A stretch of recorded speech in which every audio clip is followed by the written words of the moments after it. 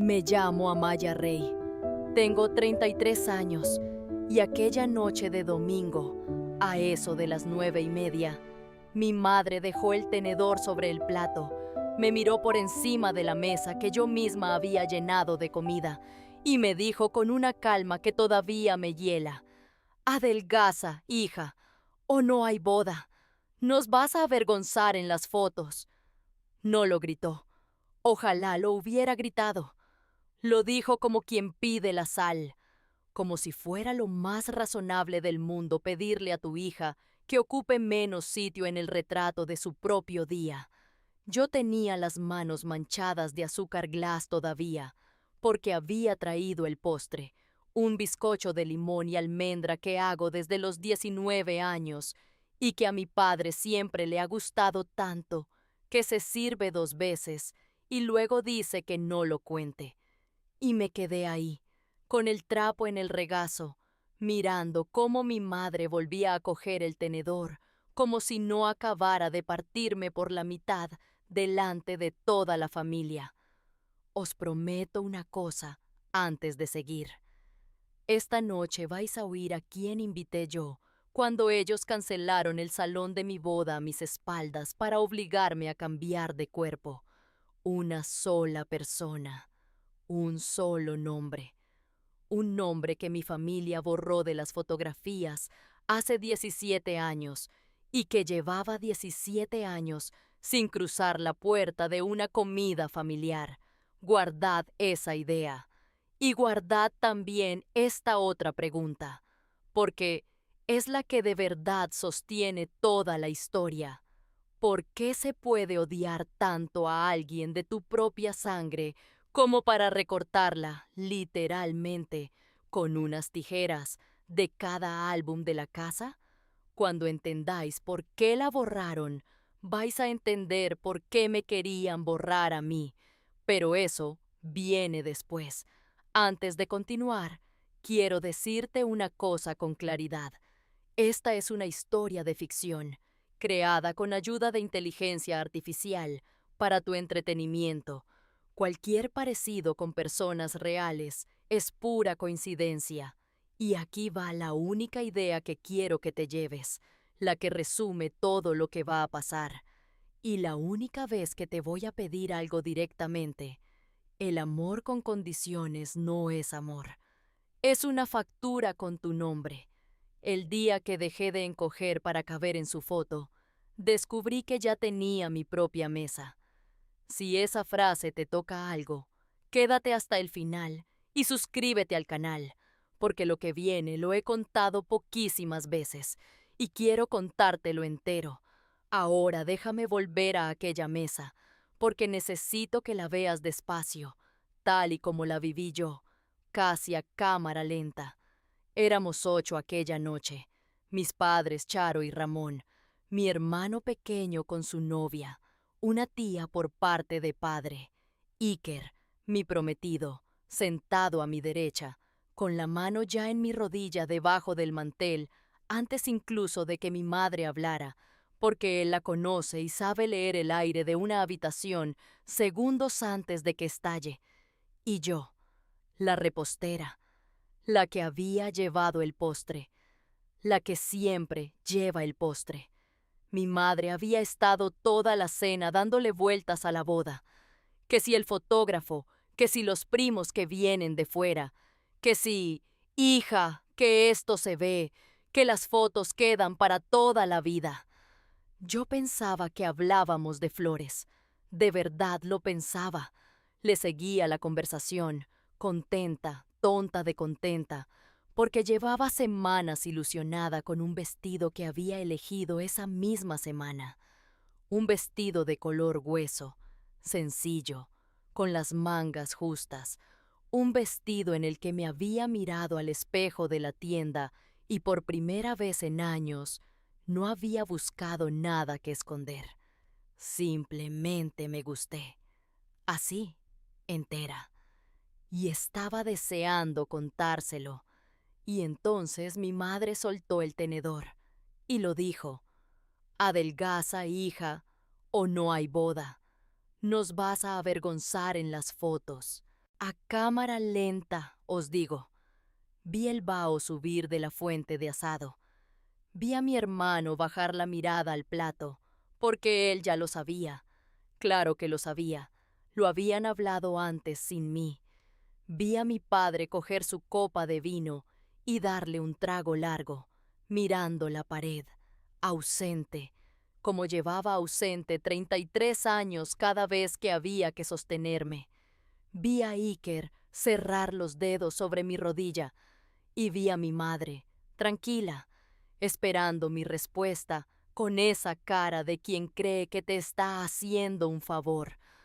¿Qué has dicho, mamá?, pregunté. Y no lo pregunté con rabia, lo pregunté de verdad, porque una parte de mí necesitaba que ella lo repitiera para creer que lo había dicho. Y lo repitió. Ahí está la parte que todavía me cuesta contar. No se echó atrás, se explicó. Me dijo que lo decía por mi bien, que una novia es el centro de todas las miradas, que ella no quería que dentro de 20 años yo mirara mis fotos y me arrepintiera, que los invitados hablan, que la familia de Iker iba a estar ahí. Y remató, bajando la voz, como si eso lo hiciera más dulce. Yo solo quiero que estés guapa, el día más importante de tu vida. No que nos hagas pasar vergüenza en las fotos. 2 veces en 5 minutos. Esa frase la iba a oír muchas más veces en las semanas siguientes, siempre igual, siempre con la misma música de falsa preocupación. Nos vas a avergonzar en las fotos. Aprendí a reconocerla como quien reconoce el sonido de una gotera antes de que caiga la primera gota. Miré a mi padre, Ramón, 40 años casado con esta mujer, y la técnica de toda una vida perfeccionada, no estar. Le busqué los ojos por encima de la copa, y él hizo lo que hace siempre. Encogió un poco los hombros, como diciendo, «Ya sabes cómo es tu madre», y siguió mirando la pared. Ese encogimiento de hombros me ha hecho más daño que cualquier frase de mi madre, porque mi madre al menos tenía una convicción, aunque fuera monstruosa. Mi padre no tenía ni eso, solo tenía la puerta de salida siempre localizada. Y aquí es donde tengo que ser justa conmigo misma, porque durante mucho tiempo no lo fui. Yo no me levanté de la mesa gritando, no volqué el asado, no dije ninguna de las cosas que llevaba 33 años tragándome. Hice algo mucho peor para ellos, aunque entonces todavía no lo sabía. Me quedé sentada, me terminé mi plato despacio, serví el postre y sonreí a mi tía política cuando dijo, con la boca llena de mi bizcocho de limón, que qué manos tenía yo para la repostería. Qué lástima, con lo bien que cocino, con lo bien que cocino.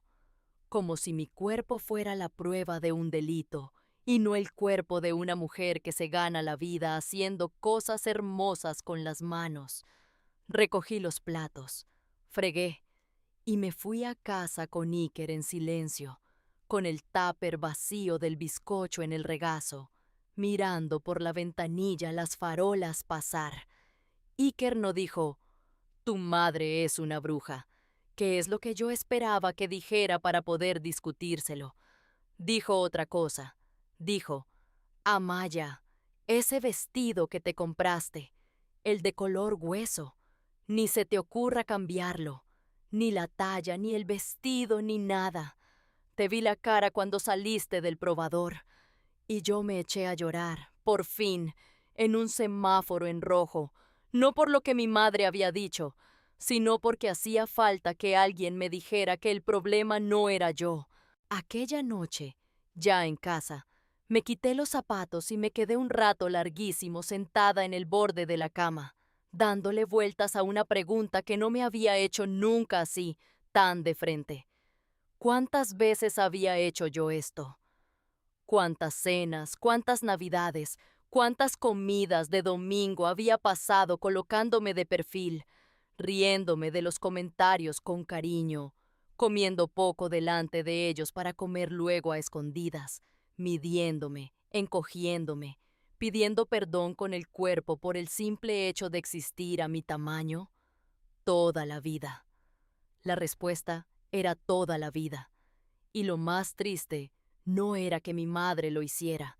Lo más triste era que yo me había acostumbrado tanto que ya casi no lo notaba. Como no notas el peso de una mochila que llevas puesta desde niña hasta el día que alguien te la quita un momento y sientes, de golpe, lo mucho que te dolía la espalda. Iker se durmió. Yo no. Esa noche no dormí. Me senté en la cocina de mi propia casa, que es también donde tengo la mesa grande de mármol en la que hago las pruebas de tartas, y saqué una caja de zapatos vieja que mi madre me había dado años atrás, llena de fotos sueltas de la familia.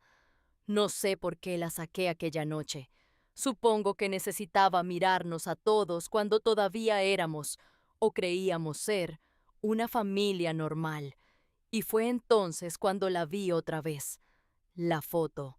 Una foto de un cumpleaños. Yo tendría 16 años, todos en fila delante de la tarta. Y en el borde derecho, un hueco. Un recorte limpio, hecho con tijeras, de una persona entera. Se veía medio brazo que no era de nadie de los que quedábamos, una mano de mujer apoyada en mi hombro adolescente, y nada más. El resto, cortado, borrado, igual que en otras 4 o 5 fotos de esa misma caja. Siempre la misma figura recortada, siempre esa mano en mi hombro. Yo había crecido con esos huecos y había aprendido a no preguntar, porque las 2 veces que pregunté de niña, mi madre cambió de cara de una forma que no volví a querer ver.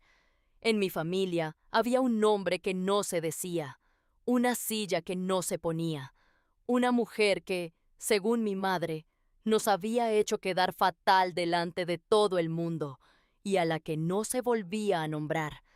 Y esa noche, con la frase de mi madre todavía retumbándome, «Nos vas a avergonzar en las fotos», mirando aquella mano de mujer apoyada en mi hombro de niña, sentí por primera vez que aquel hueco recortado y yo teníamos algo en común, que a las 2 nos habían medido por el mismo rasero, que a las 2, de una forma o de otra, nos querían fuera del encuadre.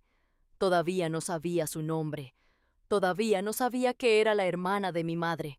Todavía no sabía que 17 años antes había pasado, con ella, exactamente lo que estaba empezando a pasar conmigo. Pero aquella madrugada, en la cocina, con la foto recortada en una mano y el tupper vacío en la otra, tomé una decisión pequeñita, casi tonta, que lo cambió todo.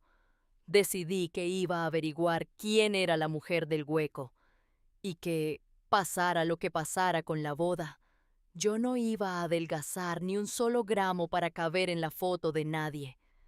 Lo que no sabía, lo que no me imaginaba ni de lejos aquella noche mientras guardaba la foto recortada en el bolsillo de la bata, era hasta dónde estaban dispuestos a llegar mis padres para obligarme a cambiar. Porque una frase en una cena es una cosa. Lo que hicieron 3 semanas después, a mis espaldas, con una llamada de teléfono y la señal de un salón, fue algo que todavía hoy me cuesta creer que una madre le haga a una hija.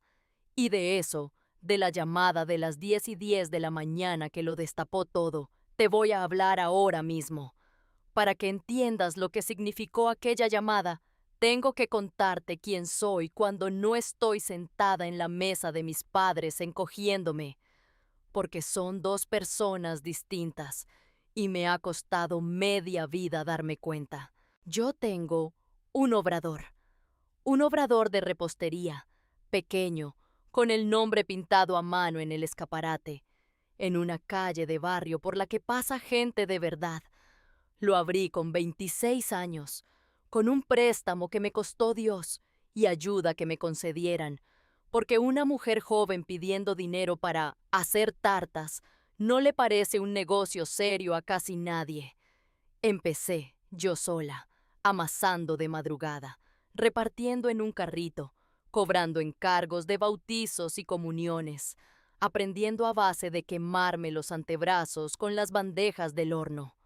Hoy tengo 2 personas contratadas, una lista de espera de 3 semanas para tartas de boda y una clientela que vuelve. El año pasado mi obrador facturó 87,000 euros. Lo digo despacio, 87,000 euros. No porque el dinero me defina, sino porque quiero que oigas el contraste con lo que viene después. Porque esta es la ironía que me ha perseguido toda la vida. Me gano el pan haciendo cosas hermosas para los días más importantes de otras familias. Yo hago la tarta de la boda de gente que se mira a los ojos y se elige sin condiciones. He visto a novias de todas las tallas entrar en mi obrador radiantes y jamás, ni una sola vez, se me ha ocurrido pensar que ninguna de ellas fuera a avergonzar a nadie en las fotos. Y sin embargo, en mi propia familia, mi cuerpo era el tema, el proyecto pendiente, la conversación que había detrás de todas las conversaciones. De niña me llamaban la zanota. En mi casa, eso era un insulto disfrazado de cariño. Mi hermano era el listo, yo era la zanota, la que come bien. En las bodas y las comuniones, mi madre me ponía la mano en el brazo antes de servir y me decía bajito, «¿Tú ya, con una sonrisa, delante de todos. Aprendí a comer de pie en las cocinas de los banquetes para que no me vieran. Aprendí a odiar las fotos de grupo, a colocarme siempre detrás, medio tapada por alguien, a girar el cuerpo. Aprendí, sin que nadie me lo enseñara con palabras, que yo era algo que había que corregir antes de mostrar. Y aquí quiero pararme un segundo y hablarte directamente, a ti que me estás escuchando. Si alguna vez alguien que decía quererte te hizo sentir que tu cuerpo era un problema que resolver antes de merecer una silla en la mesa, quédate conmigo, porque el final de esta historia también es un poco tuyo. No te voy a contar ninguna dieta. No hay ninguna transformación de esas. Yo no adelgacé. Esta no es esa clase de historia. Esta es la historia de la vez que dejé de pedir permiso. Volvamos a la boda. Después de aquella cena de domingo, yo hice lo que llevaba haciendo toda la vida. Intenté no montar ruido. Le dije a mi madre por teléfono, con toda la calma que pude, que el vestido ya lo tenía, que estaba feliz con él y que por favor no volviéramos a hablar de mi peso, que era mi boda y quería disfrutarla. Pensé que con eso bastaba. Pensé, ilusa de mí, que si yo no entraba al trapo, ella lo dejaría estar. Lo que hizo mi madre fue peor que discutir. Se calló. Y en mi familia, cuando mi madre se calla, es que ha decidido resolverlo por su cuenta. La boda la teníamos apalabrada en una finca a las afueras, una de esas con jardín y un olivo centenario en el centro. Preciosa. La habíamos visto Iker y yo un sábado por la mañana y habíamos dado la señal para reservar la fecha. La señal eran 1,850 euros. Los habíamos puesto nosotros, de nuestra cuenta común. Pero como mis padres se habían ofrecido en su día a ayudar con la boda, el contacto con la finca lo llevaba oficialmente mi madre, con su nombre y su teléfono, porque ella conocía a la dueña de algo del pueblo y decía que así conseguía mejor trato. Yo, tonta, se lo dejé llevar. Confié. 3 semanas después de la cena, un martes por la mañana, sobre las 10:10, Estaba yo en el obrador glaseando una tarta cuando me sonó el móvil. Era la finca. Una chica muy amable, un poco cortada, que me llamaba solo para confirmar una cosita. Me preguntó si estábamos seguros de la cancelación, porque la fecha ya la había pedido otra pareja y querían asegurarse antes de liberarla del todo. La cancelación. Me acuerdo de que dejé la manga pastelera sobre el mármol muy despacio, para no manchar, esa cosa absurda que hace la mente cuando el suelo se abre bajo tus pies. Preocuparte por no manchar. Le pedí a la chica que me lo repitiera, y me lo repitió.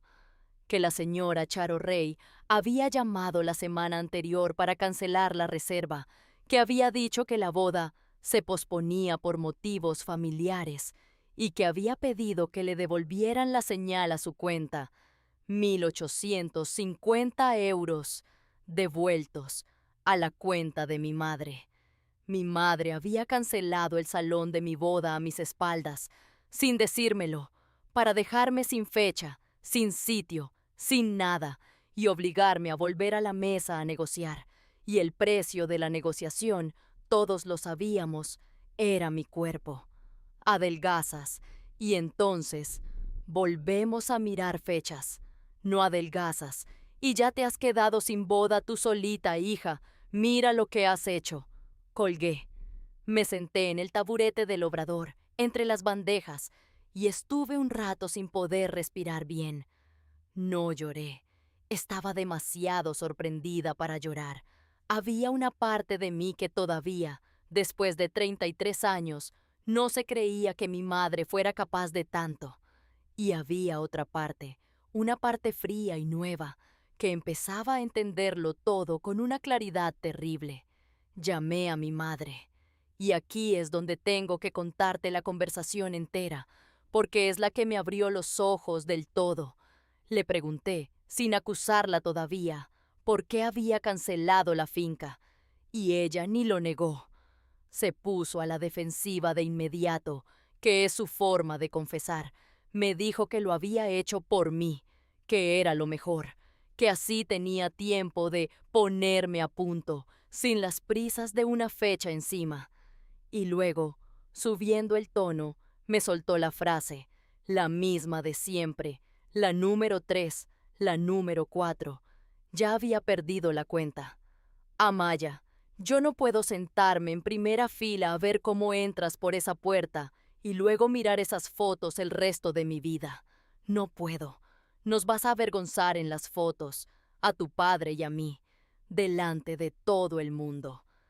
Y aquí viene la parte que no esperaba, la parte por la que te he pedido que te quedes, porque en mitad de aquella conversación, mi madre, sin darse cuenta, se rajó, bajó la voz y dijo una cosa que lo cambió todo para mí. Dijo, tú no sabes lo que es, tú no sabes lo que es que la gente hable de tu familia, que se rían por detrás, que digan que en esta casa no somos capaces ni de... Y se calló. Se cayó de golpe, como si hubiera pisado una línea que no quería cruzar. Y yo, en ese silencio, entendí algo que me dio, os juro, casi pena. Mi madre no me hacía esto porque me odiara. Mi madre me hacía esto porque estaba aterrorizada. Aterrorizada de una cosa que le había pasado hacía mucho tiempo, con otra persona, con otra mujer de esta familia, a la que también habían medido y también habían encontrado defectuosa. Detrás de la crueldad de mi madre no había maldad fría, había miedo, un miedo viejo, heredado, de esos que se pasan de generación en generación como se pasa el color de los ojos. El qué dirán la tenía cogida por el cuello desde mucho antes de que yo naciera, y ella, sin saber hacer otra cosa, me estaba pasando la soga a mí. Eso no la disculpa, que quede claro, porque es importante. Entender el miedo de alguien no te obliga a dejar que te ahogue con él, pero sí me dio la primera pista de verdad. Aquella frase a medias, que digan que en esta casa no somos capaces ni de... Me llevó directa a la caja de zapatos, a la foto recortada, a la mano de mujer apoyada en mi hombro de niña. Estuve el resto de aquel día en el obrador con la cabeza en otra parte. Glaseé mal una tarta y la tuve que empezar de nuevo.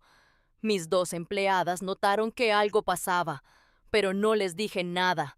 Me limité a amasar, que es lo que hago cuando el mundo se me tuerce. Amasar tiene algo de honesto que a mi familia siempre le faltó. Metes las manos, empujas, la masa responde. Y al final del día tienes pan. Nadie te pide que el pan sea más pequeño para caber mejor en la foto de la panadería. El pan es del tamaño que es, y está bueno o no lo está. Ojalá las personas nos midieran así. Pensé mucho, esas horas, en la palabra vergüenza.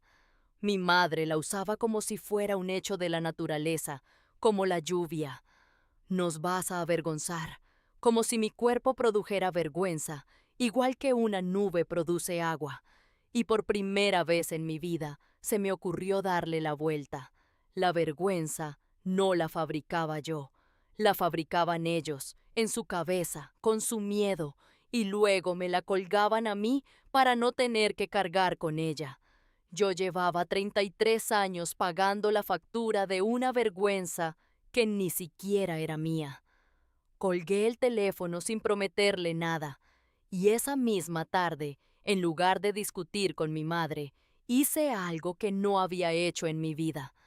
Fui a ver a la única persona de la familia que nunca cambia de cara cuando le preguntas cosas incómodas, mi abuela, la madre de mi madre, que vive en una residencia y a la que la cabeza le falla para las cosas de ayer, pero le funciona perfectamente para las de hace 40 años. Le llevé, cómo no, un trozo de bizcocho de limón y le enseñé la foto recortada, con la mano en mi hombro, y le pregunté, muy suave, «Abuela, ¿de quién es esta mano?» Mi abuela cogió la foto, la miró un rato largo con los dedos temblorosos y sonrió, con una tristeza que no le había visto nunca, y dijo un nombre que yo no había oído jamás pronunciar en voz alta dentro de aquella familia. Dijo, «Esa es Ángela, mi Ángela, la hermana de tu madre». Y luego añadió, en voz muy bajita, mirando hacia la puerta, como si todavía tuviera miedo de que mi madre la oyera, «No le digas a tu madre que te lo he contado, con lo que pasó todavía». Y ahí se le fue el hilo, como se le va siempre, pero ya era suficiente. Ya tenía el nombre, Ángela, la hermana de mi madre, una tía que yo no sabía que existía, una mujer a la que habían recortado de todas las fotos de mi infancia, y una historia enterrada durante 17 años que estaba a punto de descubrir y que iba a explicar, de una vez por todas, por qué mi madre estaba tan dispuesta a hacerme lo mismo a mí. Lo que averigüé sobre la tía Ángela en las semanas siguientes es el corazón de todo esto, y te lo voy a contar entero ahora. Ángela, la hermana pequeña de mi madre. Tardé casi 3 semanas en reconstruir su historia, tirando del hilo con mi abuela en las tardes buenas, con una prima lejana que me habló por teléfono con miedo, con un par de vecinas mayores del pueblo que todavía se acordaban, y cuando por fin tuve la historia entera, me senté en la cocina de mi obrador, de madrugada otra vez, y lloré durante 1 hora, no de pena, de reconocimiento, porque me estaba mirando en un espejo de hace 17 años. Ángela era, según todos los que la recordaban, la más viva de las 2 hermanas, la que se reía fuerte, la que decía lo que pensaba, la que se ganaba la vida ella sola. Y Ángela era una mujer grande, de cuerpo grande, quiero decir, toda la vida lo había sido, y en aquella familia, en aquel pueblo, en aquellos años, eso era, Para mi abuelo y para mi madre, una vergüenza que había que gestionar. 17 años atrás hubo una boda, la boda de una prima. Una de esas bodas enormes de pueblo con el salón lleno, con 40, 50 personas de la familia. Y en aquella boda, mi madre y mi abuelo le pidieron a Ángela, mi tía, lo mismo, exactamente lo mismo, que mi madre me estaba pidiendo a mí, que se cuidara, que no saliera en tantas fotos, que, ya puestos, mejor si se sentaba en una mesa de las de atrás, para no llamar la atención. Le dijeron, con esas mismas palabras que yo conozco tan bien, que iba a avergonzar a la familia en las fotos. Y Ángela hizo lo que yo, a los 33 años, todavía no me había atrevido a hacer. Se plantó, se negó a esconderse, se negó a sentarse atrás, se negó a encoger. Y cuando mi abuelo se lo exigió delante de todos, ella le contestó, según cuentan, con la cabeza muy alta, que ella no iba a pedir perdón por ocupar el sitio que ocupaba en el mundo, que si su cuerpo les daba vergüenza, el problema era de ellos, no suyo. Aquello, en mi familia, fue el fin. No hubo gritos duraderos, hubo algo peor, hubo tijeras. Mi abuelo, y luego mi madre, la borraron, la recortaron de las fotos, una a una, dejaron de nombrarla, le retiraron el saludo, la convirtieron en un hueco. 17 años sin una llamada, sin una Navidad, sin una silla. 17 años de silencio construido a base de tijeras, porque una mujer se había negado a encoger para caber en su retrato. Y ahora, esa misma familia me estaba haciendo lo mismo a mí. La historia se repetía, calcada, una generación después. Solo que ves, yo tenía algo que Ángela no tuvo en su momento. La sabía. Sabía lo que venía. Podía verlo entero, como se ve una película que ya has visto. Y podía elegir un final distinto. Me quedé mucho tiempo con esa imagen. Mi tía, con 20 y tantos años más que yo entonces, plantándose delante de mi abuelo en mitad de una boda y diciéndole que no iba a pedir perdón por ocupar su sitio en el mundo. Y me di cuenta de una cosa que me avergonzó a mí, esta vez con razón.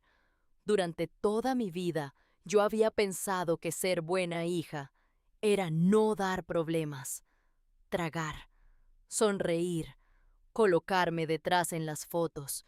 Y resulta que la única mujer de mi familia que de verdad se había respetado a sí misma era, precisamente, la que ellos habían convertido en el ejemplo de lo que no hay que ser. A Ángela me la habían pintado, sin nombrarla siquiera, como la advertencia. Mira, si te sales del molde, acabas sola, borrada, fuera. Y yo me había pasado la vida obedeciendo esa advertencia sin saber que existía, pero había un detalle que no encajaba en el cuento que me habían contado sin palabras. Ángela no había acabado hundida. Todas las personas que me hablaron de ella, incluso las que la criticaban, terminaban diciendo lo mismo casi a regañadientes. Pero le va bien, que se la... Y mete... Pero es feliz, la condenada. Y esa contradicción fue la grieta por la que se me coló toda la esperanza.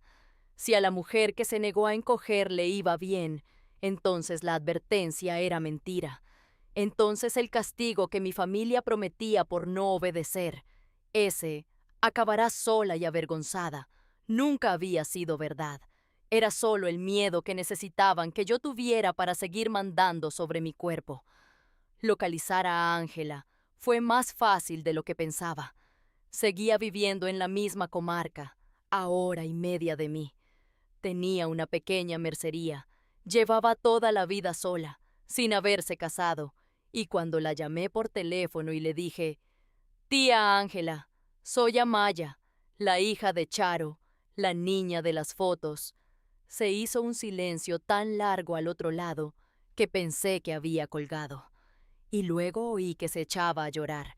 Me dijo que llevaba 17 años esperando que alguien de esa casa la llamara, que había guardado todos esos años un recorte, la parte de ella que había sobrado de una foto, con mi carita de niña al lado, porque yo era la única a la que se había atrevido a querer antes de que la echaran. Quedé con ella, fui a verla, y fue como mirarme en un espejo del futuro, uno amable, una mujer entera, digna, que se había construido una vida a su medida, sin permiso de nadie, y que no había adelgazado ni un gramo por su familia, y que sin embargo tenía una casa cálida, amigas, una vida. Me dijo una frase que me llevo puesta desde entonces. Amaya, hija, tardé años en entenderlo, pero un día lo vi claro.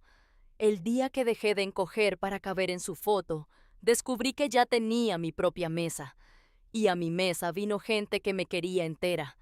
Mientras tanto, en mi familia, mi madre no aflojaba.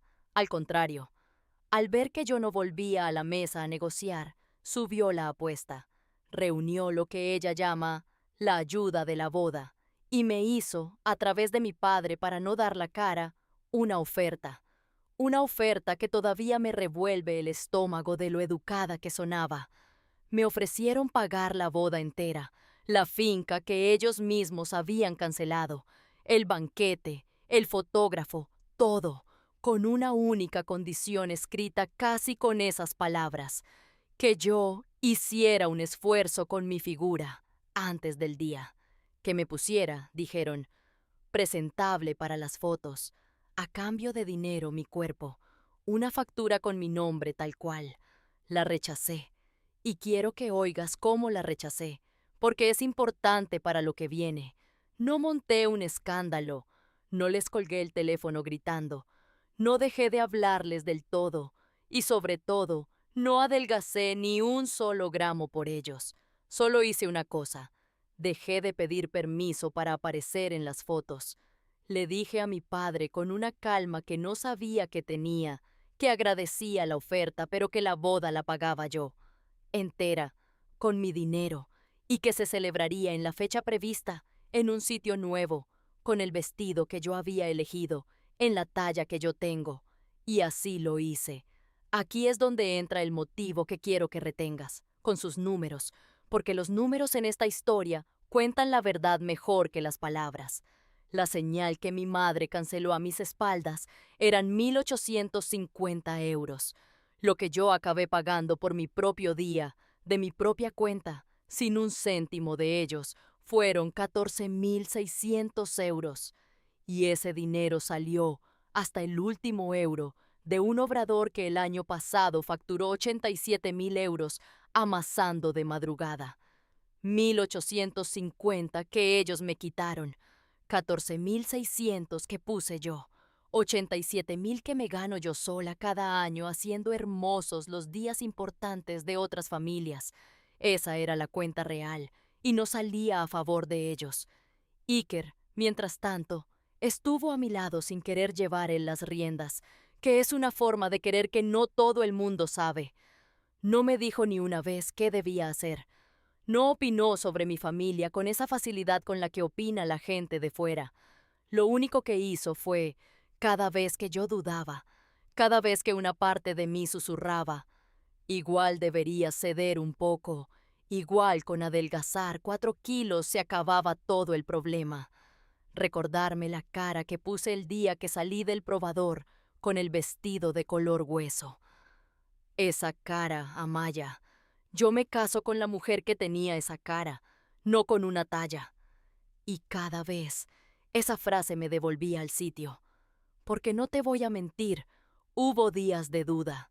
Sería más limpio contarte que estuve firme como una roca desde el primer minuto, pero no fue así. Hubo noches en que la voz de mi madre ganaba dentro de mi cabeza, en que pensaba que quizá era yo la exagerada, la rencorosa, la que estaba montando un drama por un comentario. Así funciona esto por dentro. Te hacen dudar hasta de tu propio dolor. Lo que me salvó no fue la rabia. Fue Ángela, viva, entera, feliz, siendo la prueba andante de que se podía, y fue acordarme, una y otra vez, de los números: 1.850 € que me quitaron, 87.000 que me gano yo. La cuenta no mentía, aunque la voz de mi madre sí. Me organicé en silencio. No anuncié nada. No monté un pulso público. Reservé un sitio pequeño y bonito, con luz buena para precisamente las fotos. Contraté a un fotógrafo al que le dije una sola cosa: que no me pusiera nunca detrás de nadie. Confirmé con Iker la fecha, la misma que siempre. Recogí el vestido de color hueso, sin tocarle ni una costura, en mi talla, la que me hizo mirarme al espejo y gustarme entera.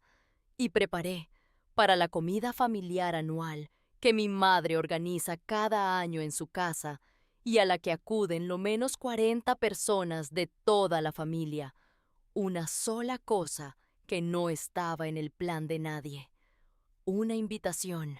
Escribí a mano una única invitación a mi boda, una sola. Y no era para mis padres, aunque a ellos también los invité, por separado y sin condiciones. Esta era distinta. Esta la metí en un sobre y le puse un nombre que en aquella casa no se pronunciaba desde hacía 17 años: Ángela Rey, la hermana de mi madre, la mujer del hueco. Y dentro, además de la invitación, metí el viejo recorte que ella había guardado todos esos años, esa media foto con su brazo y mi carita de niña, para que supiera que ya no hacía falta guardarlo a escondidas, que la parte recortada volvía a la mesa. Y le pedí una cosa. Le pedí que no me confirmara si vendría a la boda todavía. Le pedí, en cambio, que apareciera antes, en la comida familiar anual, en casa de mi madre, delante de las 40 personas que llevaban 17 años comiendo como si ella no hubiera existido nunca.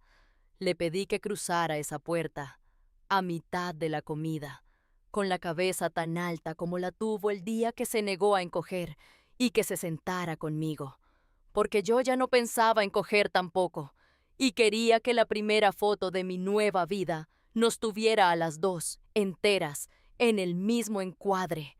Ángela me dijo que sí, con un hilo de voz. Después de otro silencio larguísimo, me dijo: allí estaré, a la hora que me digas. Antes de contarte esa comida, déjame que te pida una sola cosa, la única que te voy a pedir a estas alturas de la historia. Si tú también tienes en tu familia un hueco, una silla que nadie pone, un nombre que no se dice, escríbeme en los comentarios de qué ciudad me escuchas. Solo la ciudad.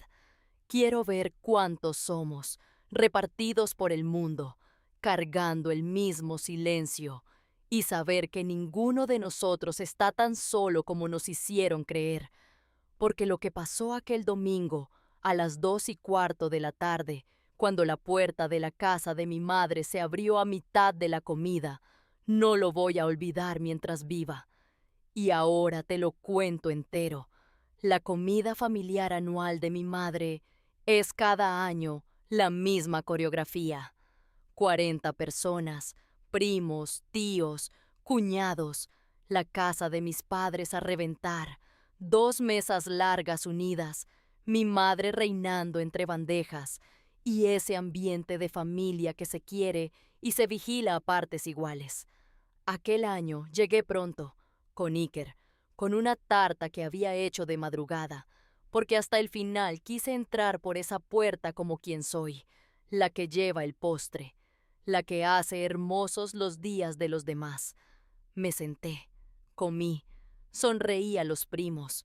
Mi madre estaba de buen humor, convencida, creo yo, de que su plan iba funcionando, de que yo acabaría cediendo, de que aquella comida era el principio de mi rendición.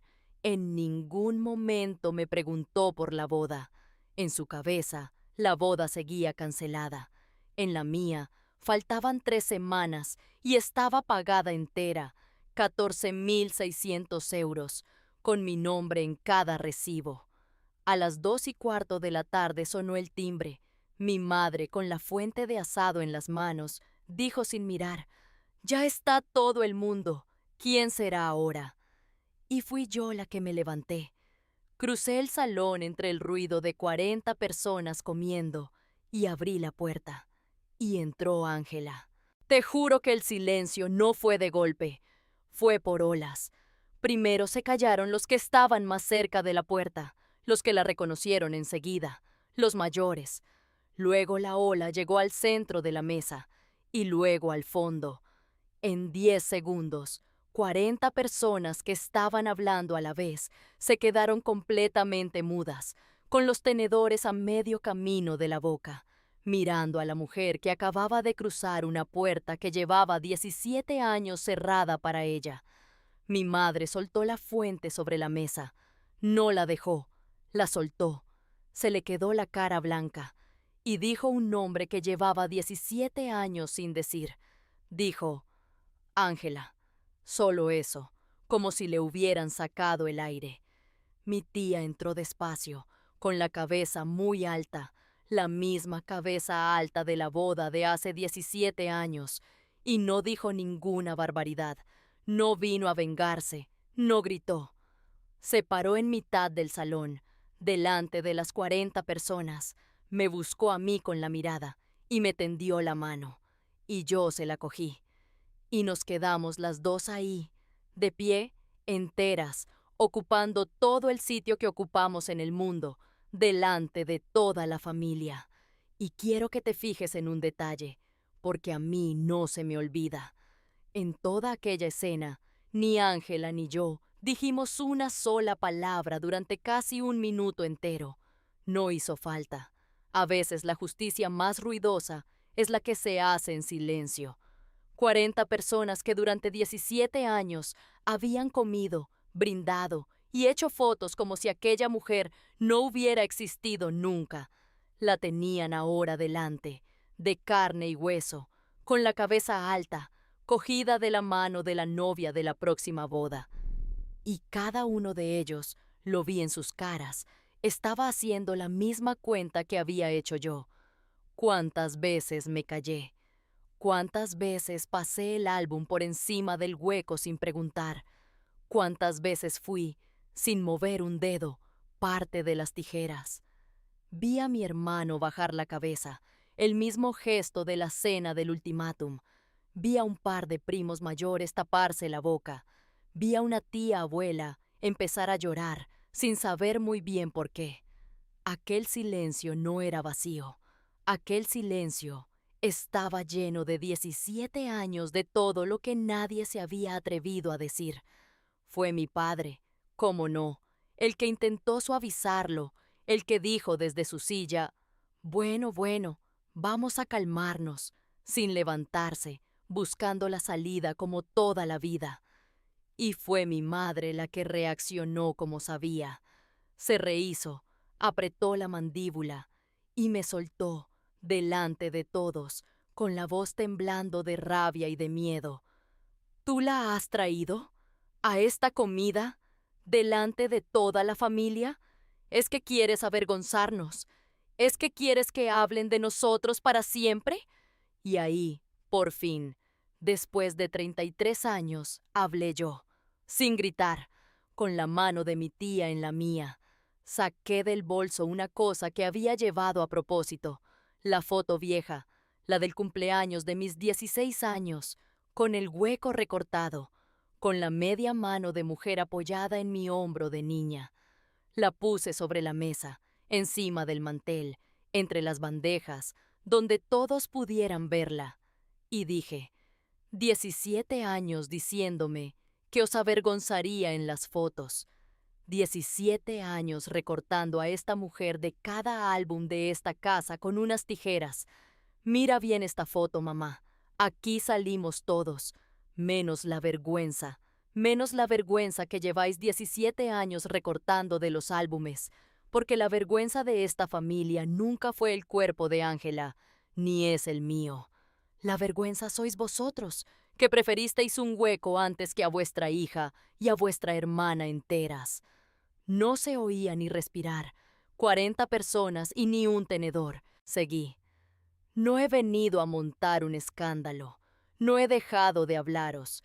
Y no he adelgazado ni un solo gramo por vosotros, ni lo voy a hacer. Solo he dejado de pediros permiso para aparecer en las fotos. Me caso dentro de 3 semanas, con el vestido que yo elegí, en mi talla.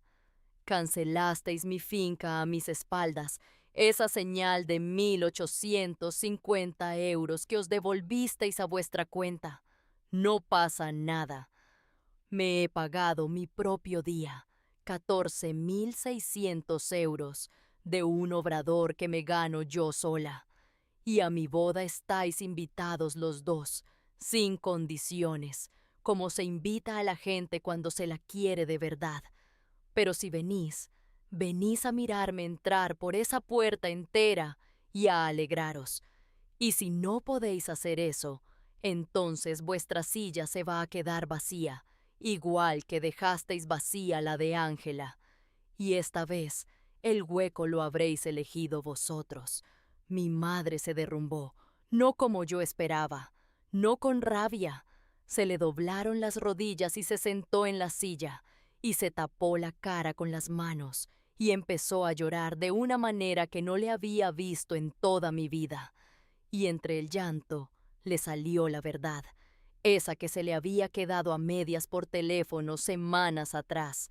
Dijo, hipando, sin mirar a nadie: «Es que a mí también me lo hicieron, a mí también me midieron. Yo tenía tanto miedo de que te pasara lo que le pasó a ella, de que la gente, de que te apartaran como la apartaron a ella, que pensé que si te cambiaba yo antes, te salvaba. Pensé que te estaba protegiendo.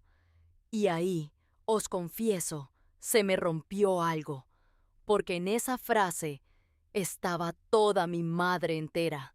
Una mujer a la que también rompieron de niña, que también aprendió que su valor cabía o no cabía en una foto, y que en lugar de proteger a su hija del monstruo, se había convertido en la mano del monstruo creyendo que la salvaba. No la perdoné en ese momento. No corrí a abrazarla, pero me acerqué, me agaché a su altura y le dije bajito, solo para ella: «Mamá, a mí no me salva que me hagas más pequeña. A mí me salva que me dejes ser de mi tamaño. Y a ti también te habría salvado. 17 años tarde, pero mira, tu hermana está aquí. Todavía estás a tiempo». Ángela dio un paso, y mi abuela, que aquel día tenía la cabeza clara, extendió una mano temblorosa hacia su hija perdida. Y no todo se arregló, porque la vida real no se arregla en una tarde. Pero por primera vez en 17 años, en aquella mesa había una silla más, y nadie la recortó. Me casé 3 semanas después, con el vestido de color hueso, en mi talla, sin cambiarle una costura. Y en la primera foto, la que tengo enmarcada en el pasillo de mi casa, no estoy detrás de nadie. Estoy en el centro, con Iker, riéndome con la boca abierta, entera. Y a mi lado, con una Pamela enorme y la cabeza tan alta como siempre, está mi tía Ángela. La mujer que durante 17 años fue un hueco en esta familia, ahora ocupando su sitio en primera fila, en la foto que abre el álbum, no la que alguien recortó. Mis padres vinieron, los dos, se sentaron en primera fila, y a mi madre, en mitad de la ceremonia, la vi llorar de otra manera, no de vergüenza. Puede que fuera la primera vez en su vida que lloraba de la manera correcta. Con mi madre, la reconciliación fue lenta y sigue siendo imperfecta. Y no te voy a vender otra cosa, porque odiaría mentirte justo ahora. No hubo un abrazo de película que lo borrara todo. Hubo, eso sí, algo más pequeño y más verdadero. Unos meses después, mi madre me llamó un domingo por la tarde y con una voz que no le conocía, me pidió que le enseñara a hacer mi bizcocho de limón, el de siempre, el que ella se había pasado la vida comiendo y criticándome a la vez. Vino a mi obrador un martes por la mañana, se puso un delantal y estuvimos las dos amasando en silencio, con harina hasta los codos. En un momento me dijo, sin mirarme, con los ojos en la masa: me habría gustado que alguien me dijera a mí, a tu edad, que yo también estaba bien.